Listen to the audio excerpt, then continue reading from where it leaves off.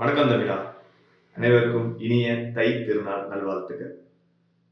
தை பிறந்தால் வழி பிறக்கும் என்று முன்னோர்கள் சொல்லுவாங்க. அதுபோல இன்னைக்கு அரசியல்ல இருந்து சினிமா வரைக்கும் என்னென்ன அப்டேட் இருக்குன்னு நம்ம பார்ப்போம். முதல்ல சினிமா. நம்ம ஜனநாயக படம் தான். தளபதியோட படம், லாஸ்ட் படம். அதோட சென்சார் இஷ்யூ போயிட்டு இருக்கு.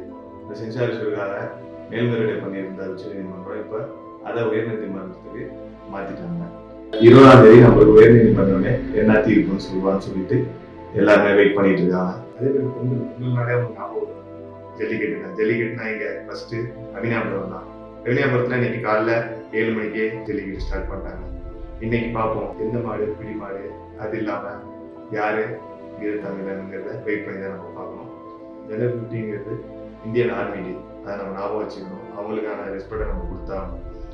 இந்திய பாஸ்போர்ட் சக்தி வாய்ந்த பாஸ்போர்ட் பட்டியல இந்தியா போன வருஷம் 2025 84வது இடத்துல இருந்துச்சு. இந்த வாட்டி 80வது இடத்துக்கு நம்ம வந்திருக்கோம். 2026 80வது இடத்துக்கு வந்திருக்கோம். ஃபர்ஸ்ட் இடத்துல யார் இருக்கானா, போன வாட்டியும் சிங்கப்பூர் தான், இந்த வாட்டியும் சிங்கப்பூர் தான். நன்றி. இந்த வீடியோ பிடிச்சிருந்தா நீங்க லைக் பண்ணுங்க, சப்ஸ்கிரைப் பண்ணுங்க.